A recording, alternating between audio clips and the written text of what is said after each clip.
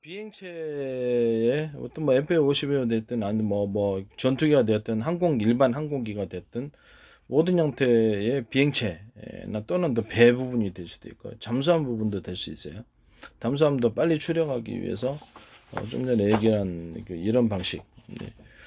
피토관처럼 해서 이 바람이 이렇게 들어와서 이렇게 내뿜는 구조를 정기적인 구조를 통하지 않고 항공기에다 이런 추진 구조를 만들어 양 날개나 이렇게 항공기 옆에다 붙여놔도 되고요. 그래서 바람이 들어가서 이렇게 딱 빠져나오도록 적절한 개수를 이런 방식이 있을 수 있고 옆에다가 자동차 양쪽의 옆면 동체의 양쪽 면에 이런 식으로 바람이 지나가는 길을 만들어 주는 거예요.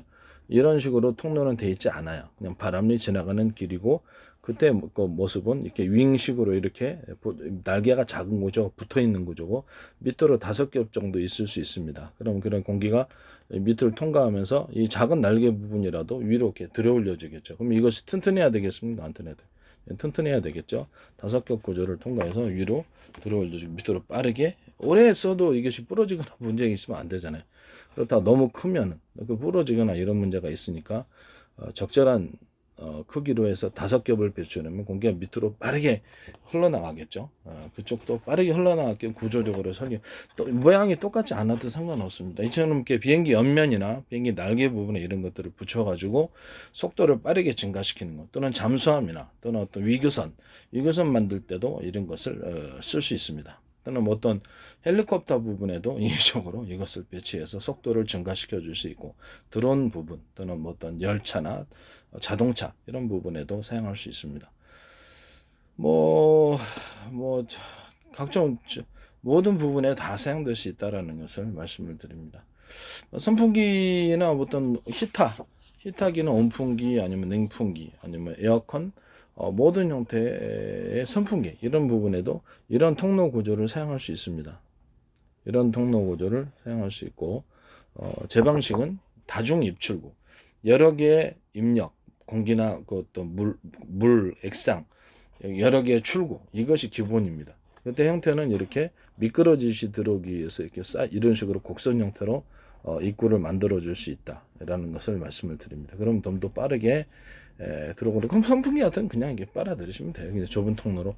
근데 거기다가도 구조를 이렇게 윙을 달아 놓으면 밑을 통과하면서 좀 더 빠르게 움직여집니다. 이것까지 이런 구조를 밑으로 몇 겹 놔두면 이런 식으로 여러 개의 통로를 통해서 바람을 빨아들일 때도 저것이 도움이 되고 그 온풍을 내뿜을 때도 그 공기를 빨아들일 때도 도움이 된다라는 것을. 그러니까 그 가령 뭐 비행체 같은데 이제 압축 공기를 만든다. 그러면 압축 공기가 이제 제 방식에 서로 굵기가 틀린 구리선이 들어간 이런 게 있고 모터와 하나의 회전축에 여러 개의 날개 같은 일체형일 수도 있고 아닐 수도 있고 대중소 형태일 수도 있고요.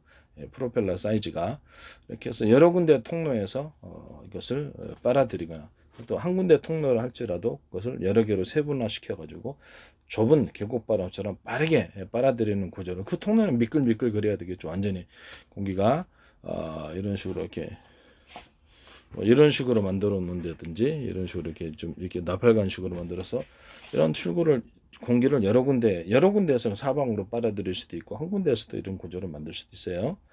빨아들여 갖고 그걸 압축해 갖고 뒤로 내뿜습니다. 또는 그걸 압축 공기를 만들어서 인위적으로 비행기 앞에다 쏠 수도 있고 비행기 수직 이착륙에 사용할 수도 있고 뒤로 추진 구조로 사용할 수 있고 뭐 그거는 이제 추진 구조로 사용하는 그런 부분들이 자동차, 열차, 배 이런 부분에도 압축 공기, 잠수함 이런 것들도 다 가능하다는 것을 말씀을 드립니다. 프로펠러 방식도 되고 이런 압축 공기를 쌓아가지고 이렇게 압축 공기 길이를 이제 서로 틀리게 여러 겹으로 이렇게 내뿜어서 비행체의 어떤 마찰력으로부터 비행체를 보호한다든지 뭐 이런 방식이 있을 수 있습니다. 그때 이제 기체에도 기름을 여러 번 두텁게 해가지고 미끌거리게 해서 바람 영향을 좀 받지 않도록 마찰력을 그런 방법도 있을 수 있습니다.